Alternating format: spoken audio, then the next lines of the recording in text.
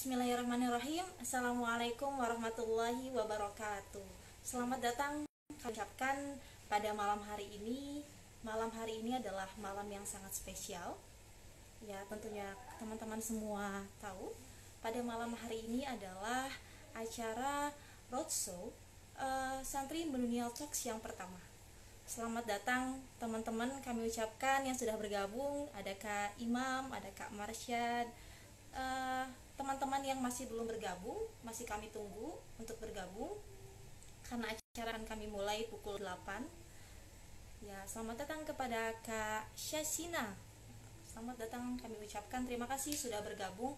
Insya Allah pada malam hari ini perbincangan kita sedikit santai, tapi insya Allah membawa manfaat dan ilmu yang didapat dari perbincangan santai kita pada malam hari ini. Ya, selamat datang Kak Sudi Yonggar, ada Kak Fikri juga.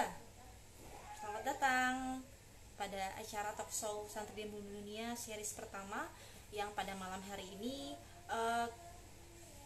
Ya, selamat datang Kak Lua, Kak Alfia, Salsa, selamat bergabung. Teman-teman yang masih belum menyaksikan, masih kami tunggu.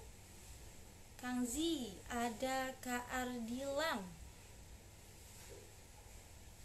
Iya, selamat datang.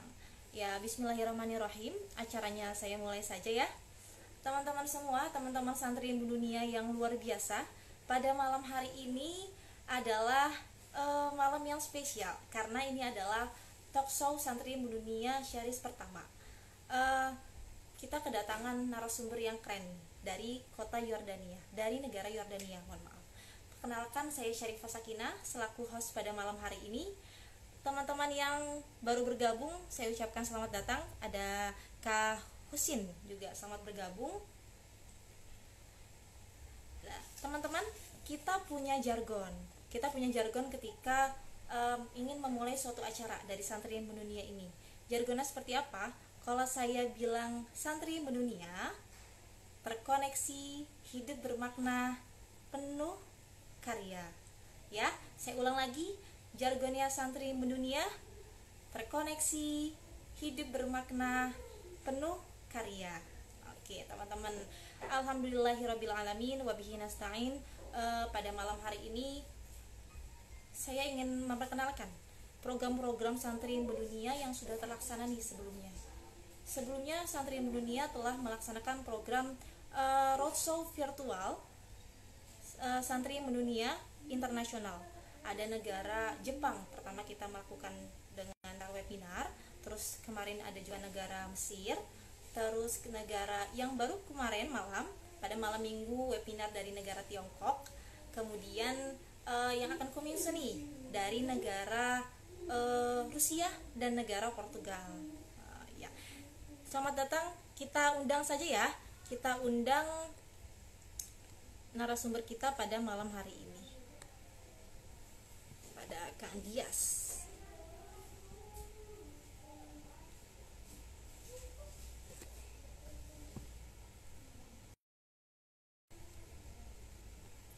Kang Dias.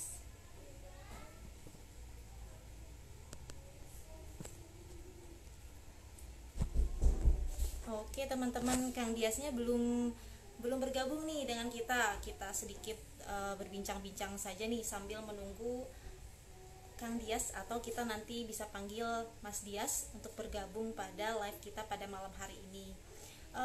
Pada malam hari ini kita akan membahas tentang Bumi Syam. Yang kita tahu semua bahwa Bumi Syam itu terdiri dari 4 negara ya. Ada negara Suriah, negara Palestina, negara Lebanon, dan juga negara Yordania. Nah, salah satu narasumber kita pada malam hari ini berasal dari Yordania, mahasiswa Indonesia yang berkuliah di Yordania. Dan juga sekarang presiden ini menjadi presiden HPMI atau Himpunan Mahasiswa di negara Yordania. Kita masih menunggu Mas Dias untuk bergabung. Ya, selamat datang saya ucapkan teman-teman yang udah bergabung. Ada ini siapa ya, namanya Hanifah. Ada Mas Febi, selamat datang Mas Febi. Nah, narasumber kita pada malam hari ini sudah bergabung nih. Oke, saya undang dulu ya teman-teman. Oke, keren nih. Kita sambut ya narasumber kita pada malam hari ini. Selamat datang, Pres Dias, pada Ya, malam hari ini. Nah, sehat? selamat malam waktu Indonesia, Mbak Syarifah. Selamat sore waktu Yordania. Kebetulan di Yordania terpaut berapa jam dengan di Indonesia? Terpaut 4 jam, Mbak Syarifah. 4 jam. Berarti di jam 4, jam 4 sore ya, Mas ya. Tuh, Oke, teman-teman, sekarang kita sudah lengkap nih. Kita mulai saja acara pada malam hari ini. Insya Allah acara hari ini adalah dengan ngobrol-ngobrol santai. Tadi sebelumnya saya sudah opening, Mas, dengan tema pada malam hari ini, peran santri di Bumi Syam. Nah, Bumi Syam sendiri kita tahu ada 4 negara nih, Mas. Ada negara Lebanon, negara Syria, terus mm, negara Palestina dan juga Yordania. Nah, silakan Mas Dias kenalkan dulu. Ini teman-teman perlu tahu nih, gimana Mas Dias sebagai apa di himpunan mahasiswa Yordania. Silakan Mas baik, Dias. baik, baik. Terima kasih Mbak Syarifah atas waktunya. Thank you for having me. Jadi pertama-tama saya mau memperkenalkan diri. Nama saya Muhammad Malik Dias. Sekarang menjabat sebagai Presiden HPM Yordania, Himpunan Pelajar dan Mahasiswa Indonesia di Yordania. Um, dan saya juga santri, makanya diundang, begitu. Tapi saya merasa kurang cocok aja gitu kalau orang yang kayak saya diundang gitu. Ya alhamdulillah saya merasa terhormat bisa diundang oleh santri mendunia. Terima kasih. Terima kasih kepada Kak Dias. Selamat datang teman-teman yang sudah bergabung. Ada Kak Nazwa, ada Kak Anita, selamat datang. Anita, ada juga Kak Rizky. Kak Fahri, selamat bergabung pada talk show series pertama Santri Dunia pada malam hari ini. Teman-teman, pada malam hari kita mulai dengan bacaan Bismillah. Bismillahirrahmanirrahim. Semoga Bismillah. talk show pada malam hari ini berjalan dengan lancar. Sebelum masuk kepada acara inti, Santri Dunia punya jargon nih, Mas. Punya jargon, semua teman-teman punya jargon. Jargonnya seperti apa? Kalau saya bilang santri mendunia, ada 3 jawabannya. Terkoneksi, hidup bermakna, penuh karya. Ya, santri mendunia, terkoneksi, hidup bermakna, penuh karya. Bisa kita coba bareng-bareng, Mas. Ayo, Terkoneksi, terkoneksi, hidup hidup bermakna, bermakna, penuh karya. penuh karya. Oke, teman-teman di rumah mungkin bisa sambil mempraktekkan di rumah, walaupun tidak terlihat di layar. Kalau saya bilang santri mendunia, terkoneksi, Terkoneksi, hidup bermakna, penuh karya. bermakna, penuh karya. Oke, keren. Terima kasih. Teman-teman semua, kita mulai pertanyaan kita pada malam hari ini. Sedikit berbincang tentang kota negara Yordania nih, Mas. Ya, Di silakan. antara 4 yang termasuk dalam negara di bumi Syam ini, ada yang tadi sudah saya sebutkan, ada Palestina, di Yordan, ada yang 4 ini. Kenapa memilih Yordania sebagai pelabuhannya untuk menuntut ilmu sebagai mahasiswa di Yordania? Baik, terima kasih Mbak Syarifah atas pertanyaan. Ini menarik. Bisa dibilang saat itu saya kenapa memilih negara Yordania sebagai destinasi belajar saya di Timur Tengah, karena saat itu tahun 2018 itu bisa dibilang dari 4 negara, dan bahkan Mesir itu sendiri mohon maaf sedang ada mungkin perang saudara atau apa, katanya sedang tidak kondusif. Nah, dari 4 negara, sehingga saya melirik ke bumi Syam. Ada 4 negara di sana. Palestina, Yordania, Suriah, dan Lebanon. Nah, saat itu Lebanon sedang berselisih dengan Israel, sehingga mungkin agak bisa dibilang berbahaya begitu ya. Dan itu kekhawatiran orang tua itu sendiri. Makanya Karena dengan mudahnya kita minta izin buat ke luar negeri ini, itu ke Yordania aja. Suriah pun sedang berkecamuk dengan presidennya. Palestina pun sedang berkecamuk dengan Israel, sedangkan Yordania sendiri alhamdulillah aman. Di sini damai dan keamanan di sini luar biasa ketat. Nah, dari situ kita menghilangkan kekhawatiran itu sehingga memberanikan diri untuk mengambil gitu. Gitu, Mbak Syarifah. Dan juga begini Mbak Syarifah dan teman-teman semuanya. Di Yordania ini untuk mendaftar sangat mudah. Sehingga saya pas waktu itu hanya memberikan berkas kepada panitia, ya seperti biasa, berkas-berkas seperti ijazah diterjemahkan lalu legalisir, lalu akte kelahiran, terus juga transkrip nilai dan juga paspor udah. Habis itu saya berangkat terjun payung sampai di sini langsung ikut tes langsung di kampus. Alhamdulillah keterima, sudah selesai gitu. Dan juga kualitas pendidikan di sini lumayan salah satu yang terbaik di Indonesia. Di Timur Tengah. Nah, dan ini yang mungkin jadi pertimbangan kami untuk melanjutkan belajar di sini gitu. Di sana sendiri di negara Yordan, Mas Dias ini kuliahnya di universitas apa kalau boleh kami tahu? Saya pribadi sekarang berkuliah di University of Jordan yang merupakan universitas nomor 1 di Yordan, ya seperti UI lah. Wow, keren. Ya. Termasuk universitas ternama ya di negara Yordan juga. Oke, keren bisa nih teman-teman semua.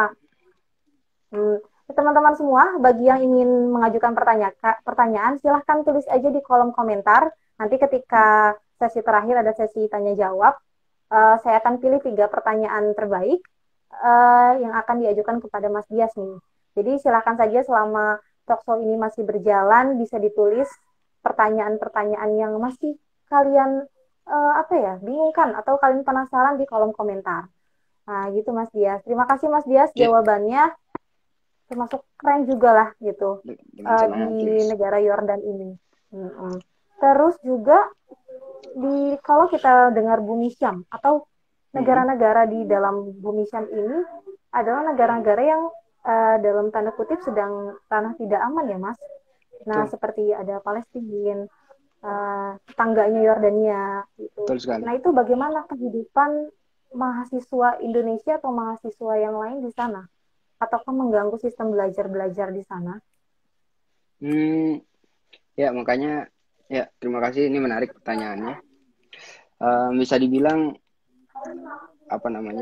tingkat kejahatan yang terjadi di Yordania ini sangat tinggi begitu.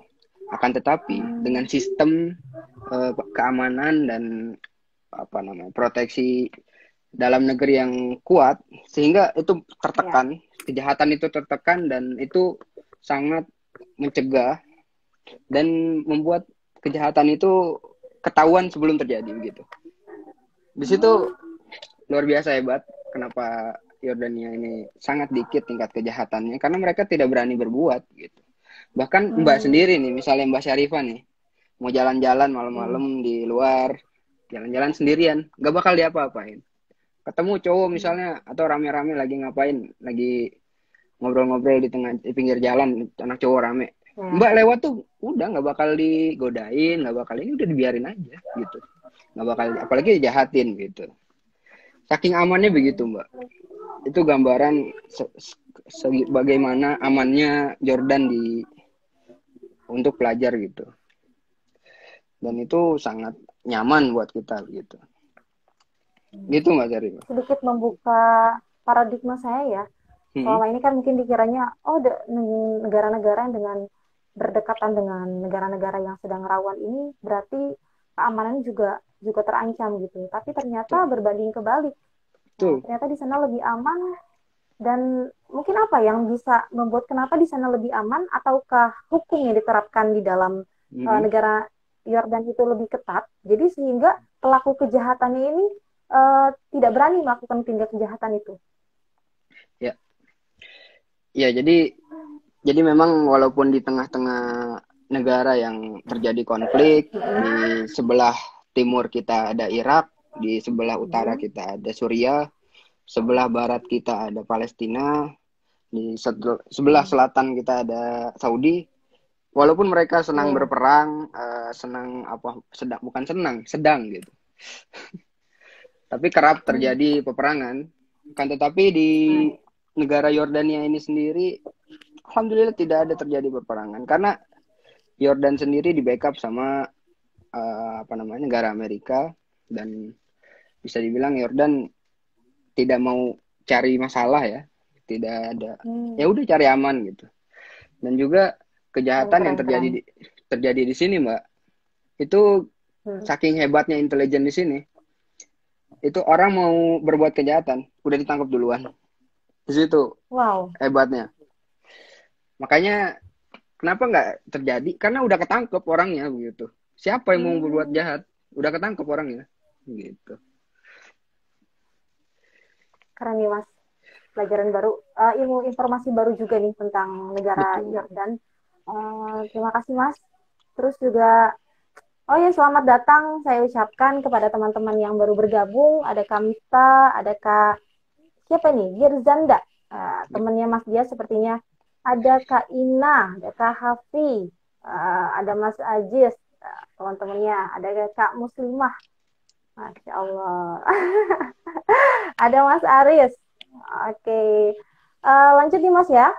Sambil kita berjalan, kota Yordania berarti benar-benar aman. Termasuk kota yang aman walaupun di sekelilingnya adalah kota-kota yang dalam artian sedang masih tidak aman. Nah, bagaimana sistem, kita kan santri dunia, walaupun dalam bidang dakwah pun kita harus juga bisa maju dalam bidang perekonomiannya nih Mas. Nah, di sana sendiri bagaimana sistem perekonomiannya? Baik itu dalam artian pribumi langsung yang orang Yordan di sana, sama mahasiswa yang tinggal di sana. Bagaimana sistem perekonomiannya?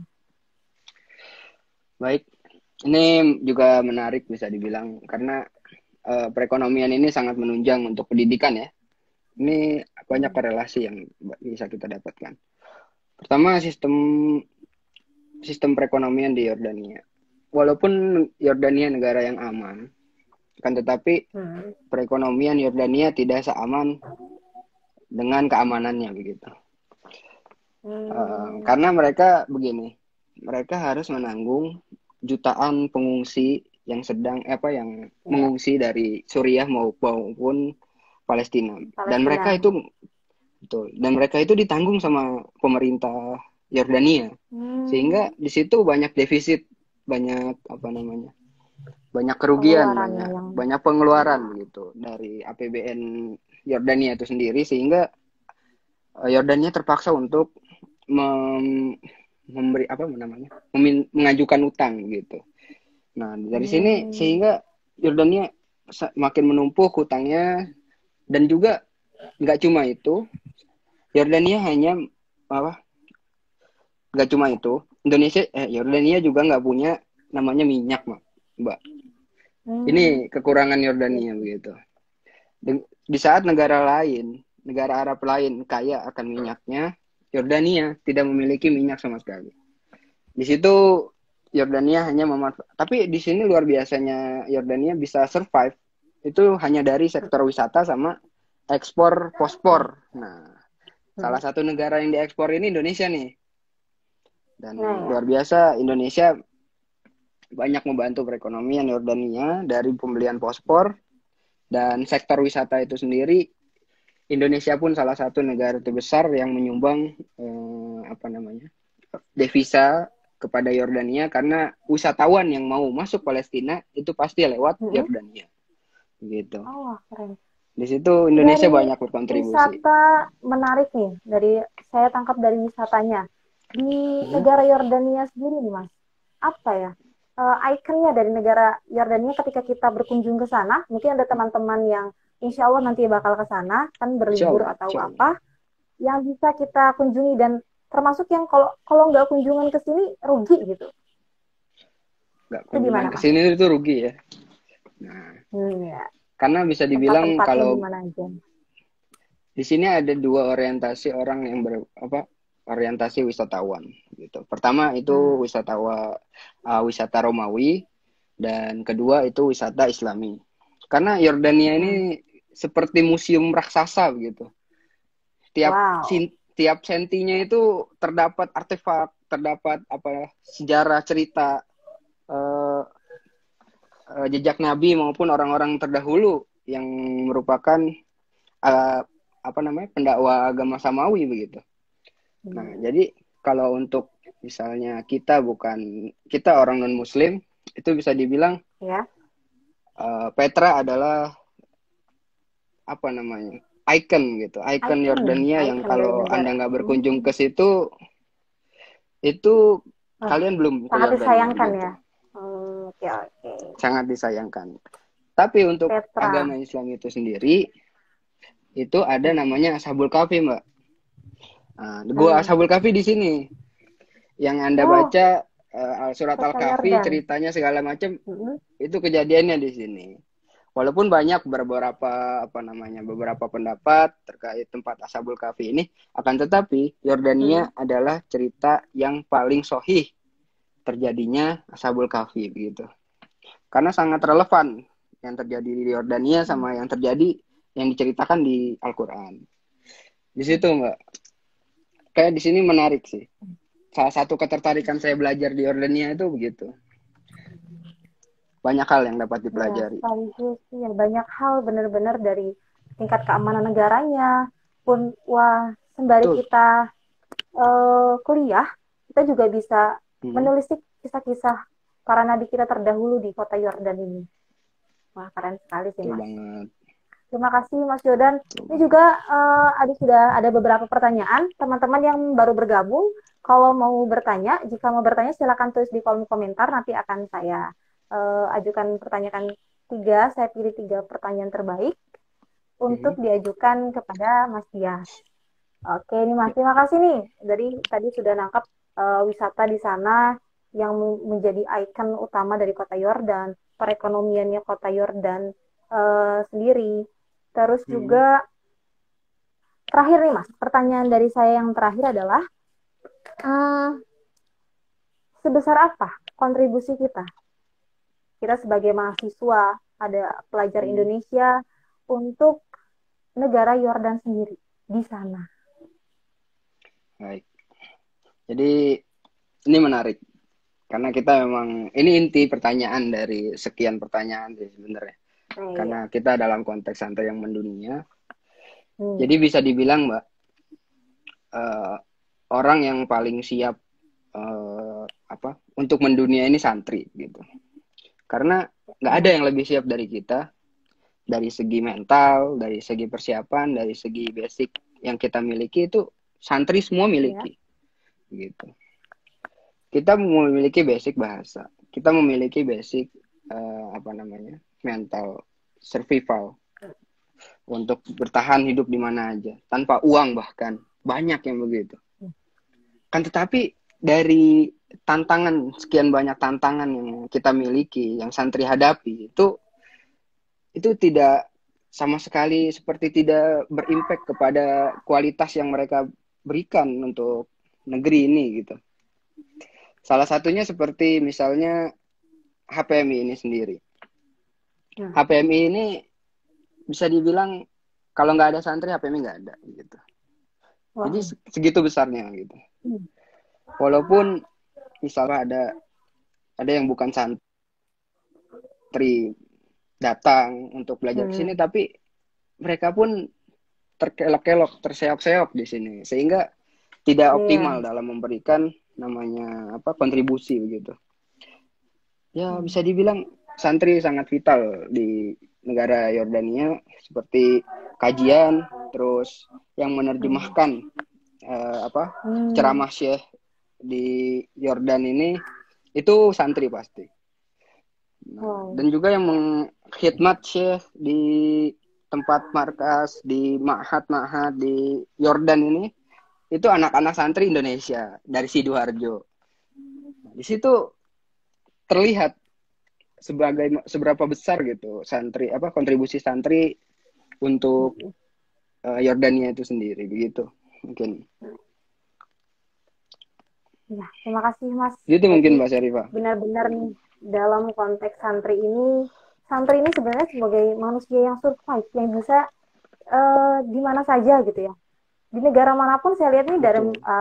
kepengurusan organisasi sendiri kayak HPMI, mayoritas memang lebih banyak Mm-mm, santrinya gitu. Karena kan pasti. hijrah seorang santri ini untuk belajar ke negara-negara Arab, ke negara-negara yang pernah ada kisah, pernah ada apa namanya kisah perjalanan nabinya di sana pasti lebih besar gitu. Terima kasih Mas Dias. Selamat datang juga kami ucapkan semua teman yang sudah bergabung. Sekian pertanyaan dari saya. Sekarang kita akan pilih nih Mas pertanyaan-pertanyaan dari teman-teman yang bisa kita lihat bareng-bareng.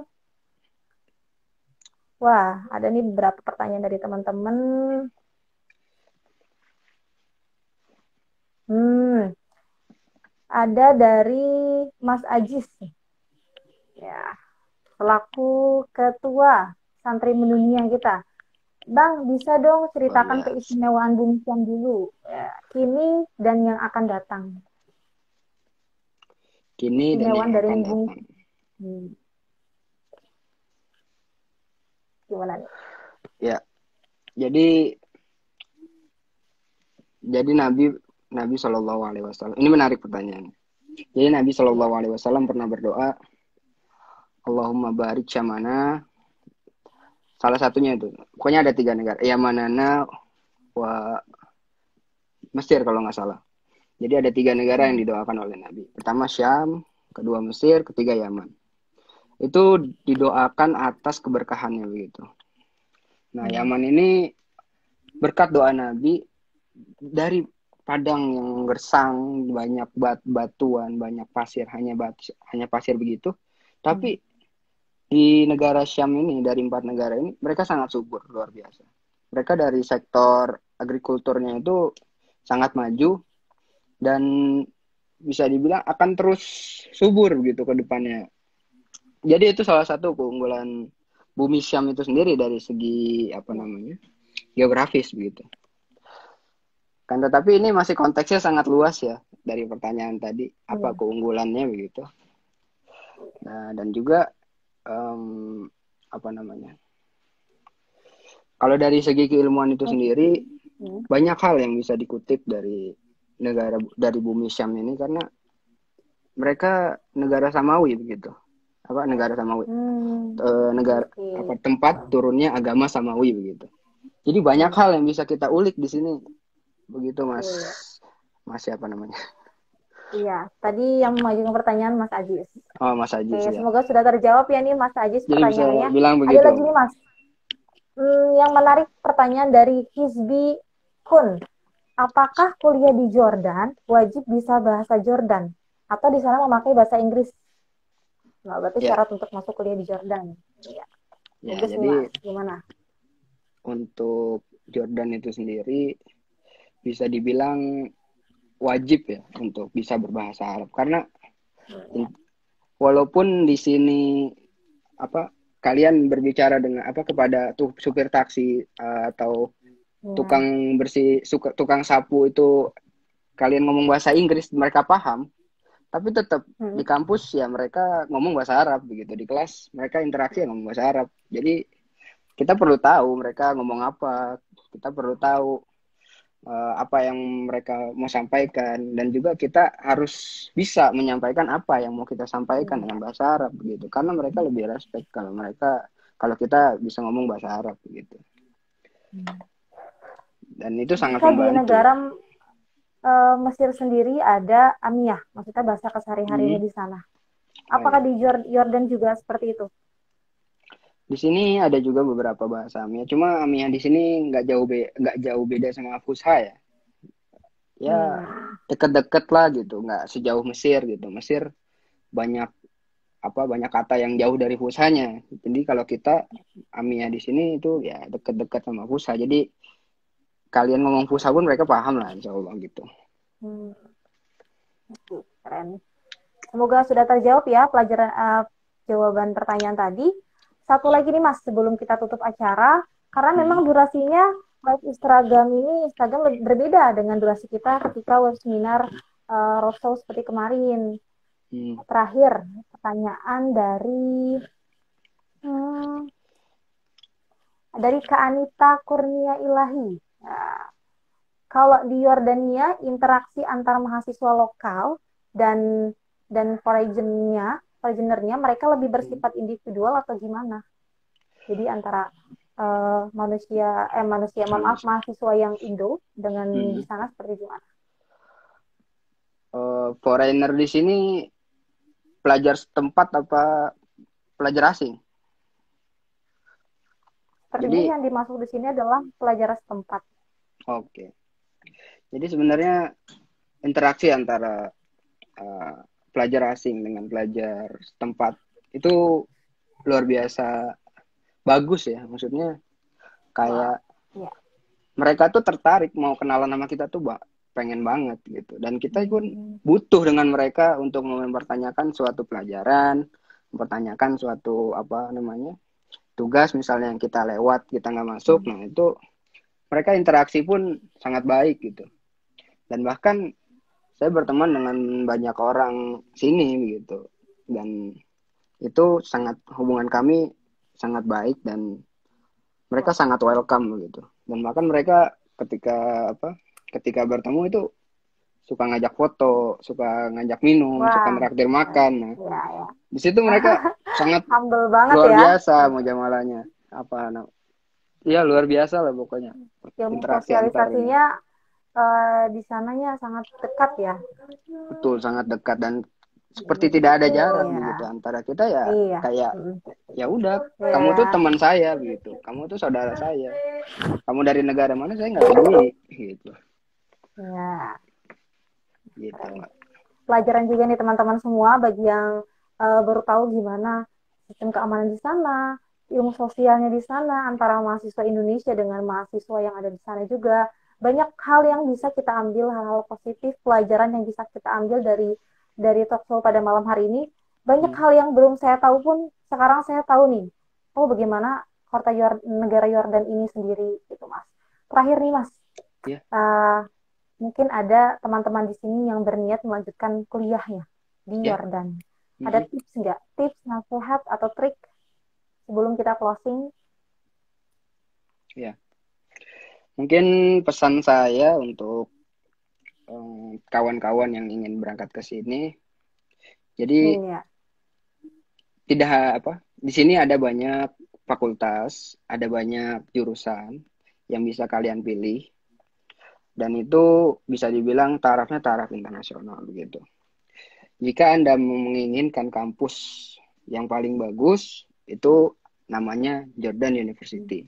Karena mereka masuk 10 besar dan bisa dibilang ranking top 10 lah di Timur Tengah. Nah, jadi saya sarankan ke situ. Kan tetapi ada juga beasiswa untuk ada kabar gembira nih, ada beasiswa untuk santri yang mau ke Yordan dan mendapatkan biaya tambahan dari kampus. Nah, itu ada namanya ASU, Applied Science University. Nah, ASU kalau disingkat. Gak enak sih kalau disingkat. Jadi namanya Jamiat Tatbiki ya namanya, nama bahasa Arabnya begitu. Nah, di sini itu bisa dapat beasiswa dan antum kalau hafal dengan syarat antum hafal 30 juz dan itu bisa dicicil. Dan antum juga nilainya stabil di atas 80 kalau nggak salah. Nah, jadi apa aja yang perlu dipersiapkan untuk berangkat ke sini? Pertama, siapkan berkas, transkrip nilai, ijazah, akte kelahiran itu semua ditranslate, diterjemahkan, lalu dilegalisir di Kementerian Luar Negeri. Nah, nanti selanjutnya Anda bisa apply ke ke panitia kami yang ada di sini dan stay tune terus kapan bukanya. Itu dia ada di Instagram HPMI Yordania. Dan bisa juga teman-teman. Bisa juga di kepoin aja web kita, itu di basis itu banyak tulisan www.hpmiyordania.pp.id. Di situ ada banyak tulisan dan banyak informasi terkait Yordania yang bisa Anda ikuti. Nah, di situ nanti antum bisa ikuti kabar terbaru dari Yordania dan tulisan-tulisan karya kita, karya anak-anak kita, antum bisa ikuti di situ juga. Jadi persiapkan bahasa Inggris pertama, kedua bahasa Arab, ketiga hafalan Quran kalau mau mendapatkan beasiswa. Mungkin sekian. Semangat semua. Terima kasih Mas Dias. Wah, keren banget hari ini. Banyak pelajaran ya dari 30 menit kita bersama ini. Banyak ilmu yang dapat kita ambil teman-teman semua. Mohon maaf tidak semua pertanyaan bisa saya ajukan karena terbatasnya waktu. Hanya 3 pertanyaan yang dipilih. Mungkin next bisa kita lanjutkan lagi ya, Mas.